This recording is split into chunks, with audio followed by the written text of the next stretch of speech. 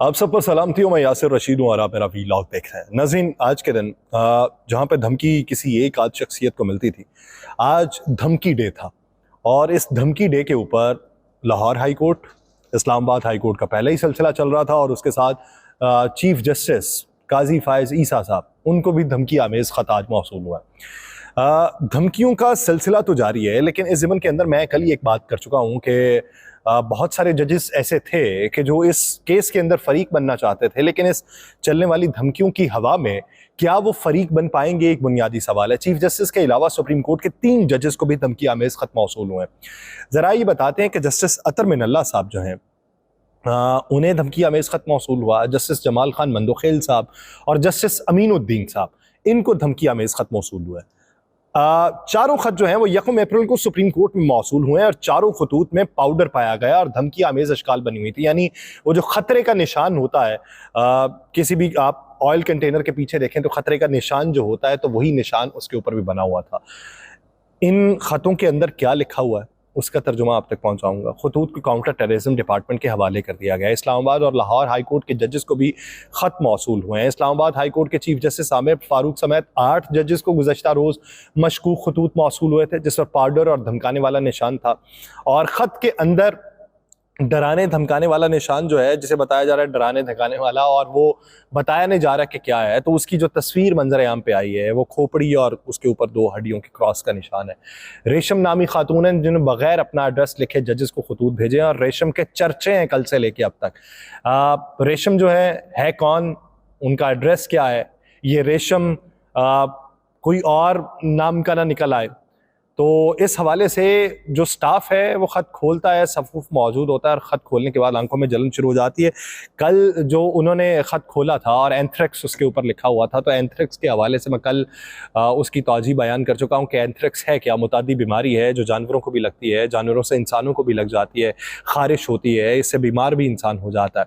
तो जस्टिस शुजात अली खान लाहौर की अगर बात करें तो जस्टिस शाहिद बिलाल हसन, जस्टिस आबिद अजीज़ और जस्टिस आलिया नीलम के नाम ख़त भिजवाए गए हैं लाहौर में। ख़त मौसूल करने वाले लाहौर हाई कोर्ट के चारों जजेस जो हैं वो इंतज़ामी कमेटी के रुकन हैं। इस्लामाबाद हाई कोर्ट के जजेस को ख़त मौसूल होने के अगले ही रोज़ लाहौर हाई कोर्ट के भी 4 जजेस को धमकी आमेज खतूत मौसूल हुए, जिनकी तस्दीक लाहौर हाई कोर्ट के रजिस्ट्रार ऑफिस की जानिब से की गई। लाहौर हाई कोर्ट के 4 जजेस को ये धमकी आमेज ख़त मौसूल होने के फौरी बाद ही खबर ये मिली कि सुप्रीम कोर्ट के जजेस को भी मौसूल हो गए। अब यहाँ पे सवाल ये है कि इब्तदाई तौर पे जब सेनेटर इरफान सिद्दीकी साहब वो खत लिखे जाने पे जो सुप्रीम जुडिशल काउंसिल को लिखा गया था, तो उस पे ये राय रखते थे कि ये किसी एक खास पार्टी को सहूलत पहुंचाना चाहते हैं। खास पार्टी यानी उनका इशारा जो था वो पाकिस्तान तहरीक इंसाफ की तरफ था। मान लिया कि इस्लामाबाद हाई कोर्ट के जो जजेस थे उनका इशारा उस तरफ होगा। तो दूसरी तरफ जब लाहौर हाई कोर्ट के जजेस को मौसूल हुए हैं, तो लाहौर हाई कोर्ट के बारे में माजी करीब के अंदर ही कुली तौर पर यह राय रखते थे कि ये भी सहूलतकारी पहुंचाना चाहते हैं। लेकिन ये जो जजेस हैं ये उन बेंचेस में ज्यादा नहीं रहे जो बेंचेस पाकिस्तान तहरीक इंसाफ को जहां पे रिलीफ मिलता हुआ दिखाई दिया। अगर सुप्रीम कोर्ट की बात करें तो सुप्रीम कोर्ट में वो अलग जजेस हैं जिनके बारे में तासुर पाया जाता है या तासुर फैलाया जाता है। तो दूसरे जो जजेस हैं जिनमें चीफ जस्टिस है, चीफ जस्टिस के बारे में तो नहीं ये तासुर पाया जाता। चीफ जस्टिस के बारे में तो तासुर ये फैलाया जाता है कि चीफ जस्टिस के आने के बाद पाकिस्तान तहरीक इंसाफ जो है उसके लिए मुश्किलात पैदा हुई थी। अब कुली तौर पे ये यही लग रहा है कि ये किसी एक खास तबके, किसी एक खास जमात, किसी एक खास नजरिए या किसी एक खास ग्रुप वालों को नहीं भिजवाया गया। या तो ये तासुर जायल करने की कोशिश की गई है कि ये किसी एक खास तबके को पहुंचाया गया। इसका मकसद ये भी हो सकता है कि दूसरों को भी पहुंचा के ये तासुर जायल कर दिया जाए कि किसी एक खास तबके को पहुंचाया गया, या कुली तौर पे ही एक वेव चलाने की कोशिश की गई है। लेकिन जब आप सिटिंग जजेस को, और वो भी हाई कोर्ट और सुप्रीम कोर्ट के जजेस को, इस तरीके से धमकाएंगे और उन्हें धमकी आमेज खत भिजवाएंगे, तो फिर मामला इतना सादा नहीं रहेगा जितना सादा दिखाई देता है।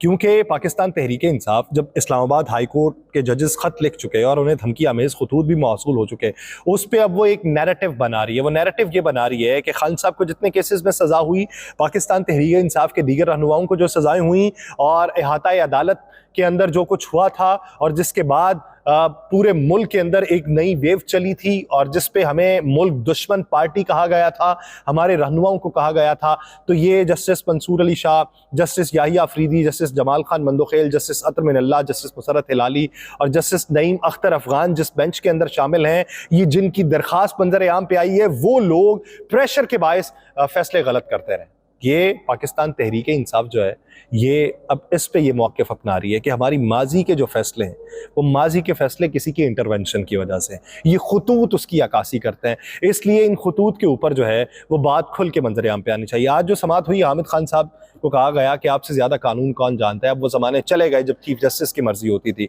अब 3 रुकनी कमेटी है जो केसेस का फैसला करती है। ना कमेटी को अदालत का इख्तियार इस्तेमाल करना चाहिए, ना अदालत को कमेटी का इख्तियार इस्तेमाल करना चाहिए। आज अदालत के अंदर ये हुआ जब लार्जर बेंच तश्कील दिया गया था इसको सुनने के लिए, तो उन्होंने कहा कि कमेटी को अदालत और अदालत को कमेटी के काम में मुदाखलत नहीं करनी। आजकल हम गोबल्स का ज़माना वापस ला रहे हैं। प्रोपेगेंडा जो किया गया, जोसेफ गोबल्स हिटलर का प्रोपेगेंडा वजीर था। अदलिया की आज़ादी पे किसी किस्म का हमला होगा तो सबसे पहले मैं और मेरे साथी खड़े होंगे। ये चीफ जस्टिस ने आज इस बात का इकरार किया। चीफ जस्टिस ने वकील हामिद खान से ये सवाल किया है कि आपने कोई दरख्वास्त दायर की है तो कमेटी को बता दें। पटिशनर फाइल होने से पहले जो आप पटिशनर अगर हैं तो आपने जो पटिशन्स फाइल की है उससे पहले अखबारों में छप जाती है। क्या ये प्रेशर के लिए? मैं तो किसी के प्रेशर में नहीं आता। जस्टिस काजी फाइज ईसा साहब ने कहा नई चीज़ शुरू हो गई है, वकील कह रहे हैं अज खुद नोटिस लें। जो वकील अज खुद नोटिस लेने की बात करता है उसे वकालत छोड़ देनी चाहिए। जस्टिस काजी फाइज ईसा साहब ने कहा कि अदलिया की आज़ादी पे किसी किस्म का हमला होगा तो सबसे पहले मैं और मेरे ये साथी जो हैं ये खड़े होंगे। अदलिया के काम में मुदाखलत हम पसंद नहीं करते।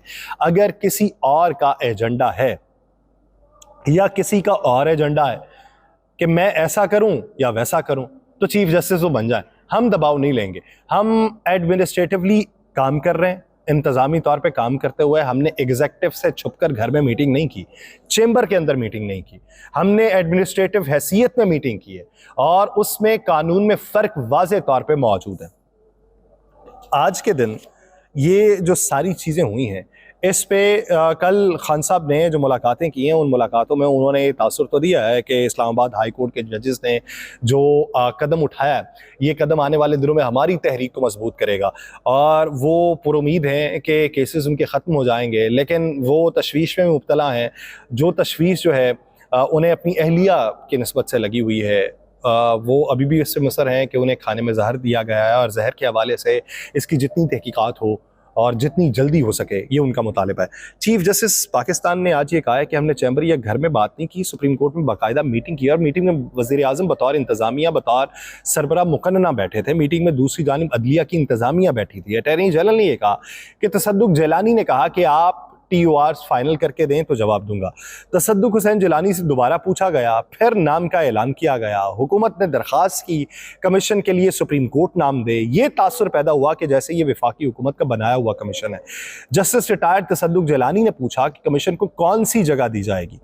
उन्हें बताया गया कि इस कमीशन को फेडरल शरीयत कोर्ट जो है उसकी बिल्डिंग दे दी जाएगी, आप उसमें बैठ के काम कर सकते हैं।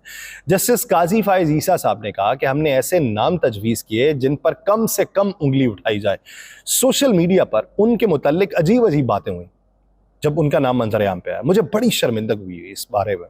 किसी महज़ब माशरे में ऐसी बातें होती हैं, समझ नहीं आ रहा कि हम किस तरफ को जा रहे हैं। अगर आपको कोई इख्तलाफ है तो आप वो इख्तलाफ लिख सकते हैं, अपनी बॉडीज़ को लिख सकते थे। तसद्दुक़ जिलानी शरीफ आदमी है, वो तो जवाब नहीं देंगे। वो क्यों देंगे? उनका नाम वो अपनी मर्जी और मंशा के मुताबिक तो शामिल नहीं हुआ था। वो शरीफ आदमी थे, उन्होंने इनकार कर दिया। उन्होंने ये कहा कि ऐसे ज़ाती हमले हुए और ऐसा माहौल बनाया गया तो कौन सा शरीफ आदमी जो है वो ऐसी कौमी सर्विस करेगा? कोई भी नहीं करेगा। सोशल मीडिया से अजीब अजीब बातें जो हैं वो साबिक चीफ जस्टिस के बारे में शुरू कर दी गई और चीफ जस्टिस काजी फाइज ईसा साहब कहते हैं कि मुझे शर्मिंदगी हो रही थी कि एक शरीफ आदमी जिसे हमने कमीशन के लिए नामजद किया था उस पर ज़ातियात के तौर पे हमले शुरू कर दिए गए। चीफ जस्टिस ने यह भी कहा कि पाकिस्तान में जमहूरियत पे यकीन रखता हूँ। मैंने हर मौके पे मुशावरत की है। क्या हमने ये फैसला कर लिया है कि हमें इस मुल्क और कौम को बर्बाद करना? आइन को पढ़ना हमने छोड़ दिया है। वज़ीर आज़म जो हैं वो इंतज़ामी हेड भी हैं और एक हद तक मुकर्रना के भी हेड होते हैं। तो काजी फाइज ईसा साहब ने मज़ीद ये कहा कि जब से चीफ जस्टिस बनाऊं, मैं ये कहता हूं कि अपनी आईनी हुदूद में रह के काम करना चाहिए। हमारे पास जो है वो आइन के अंदर कमीशन बनाने का इख्तियार नहीं है। कमीशन बनाने का इख्तियार जो है वो हुकूमत के पास है, सरकार के पास है। हमने सिर्फ मशवरा दिया और मशवरा किया और नाम दे दिए। अटॉर्नी जनरल ने यह कहा कि एक शख्स मिर्जा इफ्तिखार ने जस्टिस काजी फायज ईसा के खिलाफ वीलॉग किया और जस्टिस काजी फायज ईसा को कत्ल की धमकी दी। अदालत में यह मामला आया और फेडरल इन्वेस्टिगेशन एजेंसी को इंक्वायरी की हिदायत की गई। फेडरल इन्वेस्टिगेशन एजेंसी ने उसमें से दहशतगर्दी की दफात को खत्म कर दिया। काजी फायज ईसा ने 161 के बयान में शहजाद अकबर का नाम लिया। मंसूर उस्मान ने यह बताया कि काजी फायज ईसा ने वज़ीर आज़म के मुशीर दाखिला और उस वक्त के जो ISI हेड थे फैज़ हमीद साहब, उनका नाम लिया था, लेकिन उसके बाद मामला लटका दिया गया और इस दौरान 2 चीफ जस्टिस जो थे वो रिटायर हो गए और उस खत के बाद ऐसा नहीं किया गया। ये आज की समात में जब ये चीज़ें डिस्कस हुई हैं तो जिस तरीके से इमरान खान ने कल जब उनसे इस बारे में बात हुई कि अदलिया जो है वो इस बारे में एक्शन लेगी कि आप फुल कोर्ट की तरफ जाना चाहते हैं या लार्जर बेंच, उन्होंने कहा ये इस्तेहकाक अदलिया का है। अच्छी बात है कि अदलिया इसकी समात कर रही है। दूसरी बात यह है कि अगर आप इससे पहले के वाकयात पे भी जाना चाहते हैं तो बड़ी खुशी होगी, जाएं, कम से कम स्टार्ट तो करें।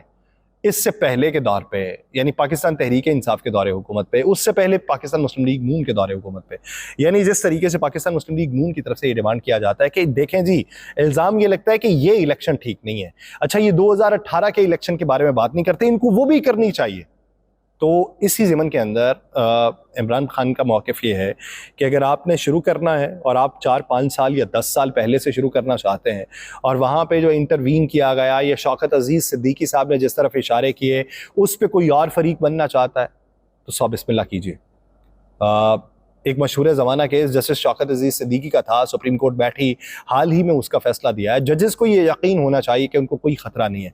ऐसा नहीं है कि अगर कोई शिकायत हो तो वह जजेस के गले पड़ जाए। जस्टिस काजी फायज ईसा साहब ने आज ये कहा है, मैं किसी और अदालत की तौहीन जो है, यानी किसी और अदालत ने, लाहौर हाई कोर्ट ने जैसे तौहीन अदालत का इख्तियार इस्तेमाल किया, तो उसका इख्तियार इस्तेमाल मैं नहीं कर सकता। जिस अदालत की तौहीन होगी वो खुद ही ये इख्तियार इस्तेमाल करेगी। जो लोग चले गए हैं उन पर उंगली उठाना नहीं चाहता, सिर्फ बात करना चाहता हूँ। 2 चीज़ें, इंक्वायरी, हकायक सामने लाना, ये 2 काम कौन करे, ये मामला है। जिलानी साहब की कमीशन का या पुलिस करे या FIA करे, एजेंसीज करें, हम नहीं चाहते थे ये इंक्वायरी दीगर इदारे करें। हम चाहते थे वो तहकीकात करे जो मामले की नज़ाकत को समझते हैं।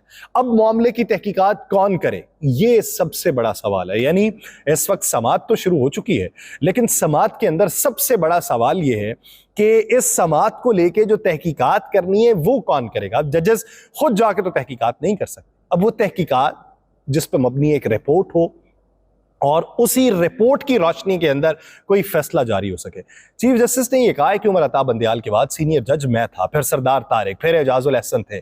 मेरे सेक्रेटरी ने कहा कि इस्लामाबाद हाई कोर्ट के जजेस आपसे मिलना चाहते हैं। हमने कभी किसी जज को मना नहीं किया कि वो तौहीन अदालत की कार्रवाई ना करे। अगर कोई भी जज के काम में मुदाखलत करे, यकीनन तौहीन अदालत की कार्रवाई करे। मैंने पूछा कि कब मिलना चाहते हैं, तो बताया कि वो घर के बाहर खड़े। काजी फायज ईसा ने कहा किसी के खिलाफ तौहीन अदालत की कार्रवाई के लिए न सुप्रीम कोर्ट की इजाज़त चाहिए, न सुप्रीम जुडिशल काउंसिल की इजाज़त चाहिए। इस्लामाबाद हाई कोर्ट के जजेस का खत चीफ जस्टिस बंदियाल के पास आया था। उन्होंने ना मुझे और ना मेरे बाद सीनियर जज सरदार तारिक को मीटिंग में बुलाया। जस्टिस उमर अता बंदियाल साहब ने जस्टिस एजाजुल एहसन को उस मीटिंग में बिठाया।